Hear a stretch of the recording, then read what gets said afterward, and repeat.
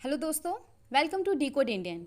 तो इस वीडियो में हम बात करने वाले हैं 4 इंपॉर्टेंट आरबीआई न्यूज़ के बारे में। देखिए, कुछ न्यूज़ ऐसा होता है जहाँ पे एक्सप्लेनेशन का ज़रूरत नहीं होता है। अगर आप एक बार उसको पढ़ लेंगे या फिर एक बार आप सुन लेंगे तो आपको समझ में आ जाएगा और ज़्यादा दिन तक आपको याद भी रह जाएगा। लेकिन कुछ न्यूज़ ऐसा होता है जहाँ पे एक्सप्लेनेशन का ज़रूरत होता है।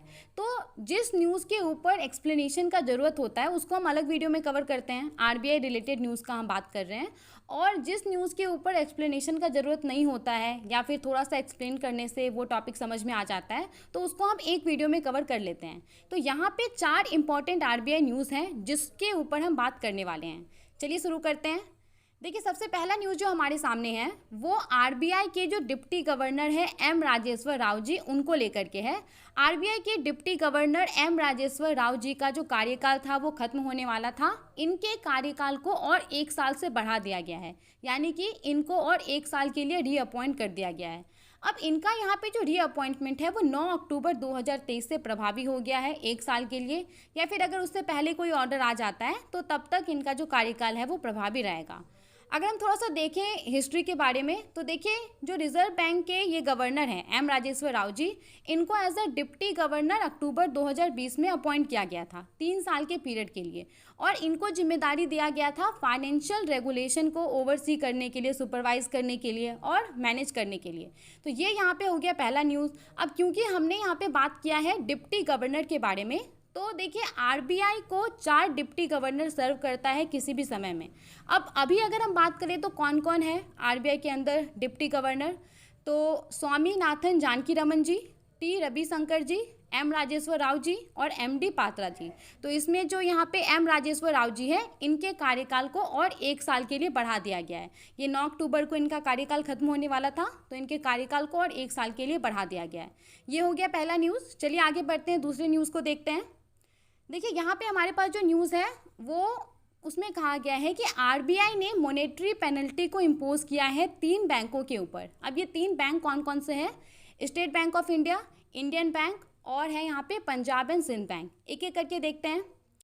देखिए, सबसे पहले अगर हम यहाँ पे बात करें स्टेट बैंक ऑफ इंडिया के बारे में तो इसके ऊपर 1.30 करोड़ का पेनल्टी इम्पोज किया गया।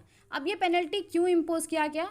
क्योंकि इसने आरबीआई का जो स्पेसिफिक डायरेक्शंस है लोन्स एंड एडवांसेस को लेकर के उसका उल्लंघन किया। साथ ही में आरबीआई का जो गाइडलाइंस है management of intra group transaction and exposures के ऊपर उसका भी उल्लंघन किया।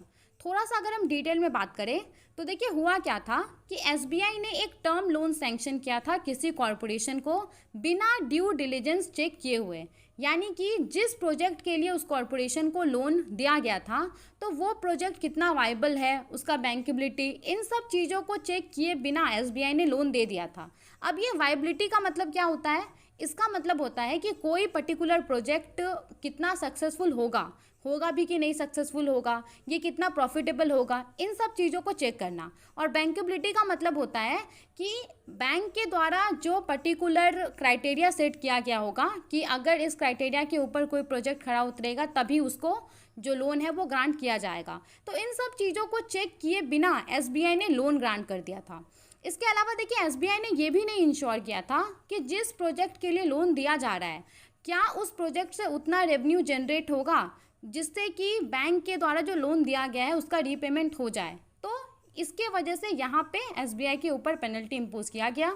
इसके अलावा देखिए और एक रीज़न है, यहाँ पे जो इंट्रा ग्रुप एक्सपोजर लिमिट है उसको भी एसबीआई ने क्रॉस कर दिया। इंट्रा ग्रुप एक्सपोजर लिमिट मतलब कि एसबीआई के अंदर जो सब्सिडरी है तो उसको एसबीआई मैक्सिमम कितना एक्सपोजर दे सकता है, कितना मैक्सिमम फाइनेंशियल असिस्टेंस प्रदान कर सकता है, तो ये जो लिमिट है उसको भी एसबीआई ने क्रॉस कर दिया, जिसके वजह से यहाँ पे 1.30 करोड़ का पेनल्टी इम्पोज किया गया।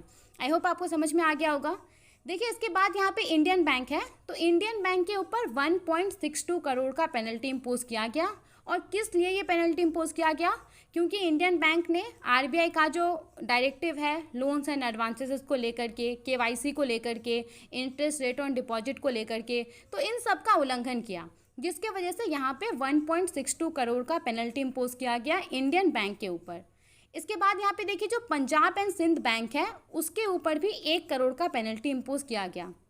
अब देखिए यहाँ पे जो हमारा बैंकिंग रेगुलेशन एक्ट है 1949, उसका सेक्शन 26A ये कहता है कि अगर कोई मान लीजिए पर्टिकुलर अकाउंट है, बैंक अकाउंट है, और उसमें 10 साल तक वो इनएक्टिव है, किसी भी प्रकार का ट्रांजैक्शन नहीं हो रहा है, ना ही तो पैसा आ रहा है, ना ही तो पैसा जा रहा है, तो इस केस में जो अनक्लेम्ड अमाउंट है उस पर्टिकुलर बैंक अकाउंट में, वो बैंक को ट्रांसफ़र करना होता है depositor education and awareness fund में। लेकिन यहाँ पे ये जो पंजाब एंड सिंध बैंक है, वो इस चीज़ में जो एलिजिबल अमाउंट था जिसको ट्रांसफ़र करना था depositor education and awareness fund में, तो यहाँ पे ये बैंक ऐसा करने में फेल हुई थी, जिसकी वजह से इसके ऊपर पेनल्टी इम्पोज किया गया। तो ये यहाँ पे 3 बैंक था जिसके ऊपर पेनल्टी इम्पोज किया गया। सबसे ज़्यादा जो इंडियन बैंक है उसके ऊपर 1.62 करोड़ का पेनल्टी इम्पोज किया गया। चलिए आगे बढ़ते हैं और अपने तीसरे न्यूज़ को देख लेते हैं।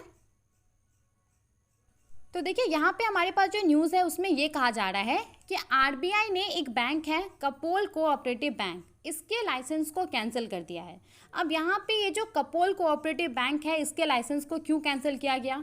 तो आरबीआई ने रीज़न दिया है कि बैंक के पास एडिक्वेट कैपिटल नहीं था और ना ही तो कुछ अर्निंग प्रोस्पेक्ट था। मतलब कि ये देखा नहीं जा रहा था कि आगे चल करके ये बैंक अच्छा खासा रेवेन्यू अर्न करेगा, जिसको देखते हुए यहाँ पे इसके लाइसेंस को कैंसिल कर दिया गया है। अब देखिए अगर किसी बैंक के लाइसेंस को कैंसिल कर दिया जाता है तो इसका मतलब क्या होता है? देखिए यहाँ पे इसका मतलब ये है कि बैंक अब जो ये बैंकिंग बिजनेस है उसको कंडक्ट नहीं कर सकता है, उसके ऊपर आरबीआई ने प्रतिबंध लगा दिया है। अब बैंकिंग बिजनेस के अंदर बहुत कुछ आता है, जैसे कि बैंक, ये जो कोऑपरेटिव बैंक है, ये अब डिपॉजिट एक्सेप्ट नहीं कर सकता है, डिपॉजिट का रीपेमेंट नहीं कर सकता है इमीडिएट इफेक्ट से। और देखिए जब भी कोई बैंक का लाइसेंस ले लिया जाता है, लाइसेंस कैंसिल कर दिया जाता है या फिर वो बैंक डूब जाता है, तो इस केस में जो डिपॉजिटर्स है उसका 5 लाख रुपए तक जो डिपॉजिट होता है वो इंश्योर रहता है और वो उसको क्लेम कर सकता है deposit insurance and credit guarantee corporation DICGC से। तो यहाँ पे यही कहा जा रहा है कि आरबीआई ने कहा है कि जो डिपॉजिटर है वो यहाँ पे इंटाइटल है 5 लाख रुपए तक क्लेम करने के लिए deposit insurance and credit guarantee corporation से। ये हो गया हमारा तीसरा न्यूज़। चलिए आगे बढ़ते हैं और चौथे न्यूज़ को देखते हैं। तो देखिए यहाँ पे हमारे पास जो न्यूज़ है उसमें ये कहा जा रहा है कि आरबीआई ने पूनावाला फिनकॉर्प को अप्रूव कर दिया है क्रेडिट कार्ड इशू करने के लिए इंडसिंड बैंक के साथ मिल करके। यहाँ पे ये जो पूनावाला फिनकॉर्प है ये basically Cyrus Poonawalla group promoted एक नॉन बैंकिंग फाइनेंशियल कंपनी है। तो इसको आरबीआई ने यहाँ पे अप्रूव कर दिया है कि आप को ब्रांडेड क्रेडिट कार्ड इशू कर सकते हैं इंडसिंड बैंक के साथ मिल करके। और यहाँ पे कहा जा रहा है कि आने वाले 3 महीने में ये जो पर्टिकुलर पूनावाला फिनकॉर्प है NBFC, वो इस तरह के क्रेडिट कार्ड को लॉन्च भी कर देगा। तो ये हो गया हमारा 4 आरबीआई से रिलेटेड जो न्यूज़ था, इंपॉर्टेंट न्यूज़ वो। आई होप आपको ये वीडियो इन्फॉर्मेटिव लगा होगा। अगर आपको इसी तरह का वीडियो और चाहिए तो आप हमें कमेंट करके बता सकते हैं। Thank you for watching.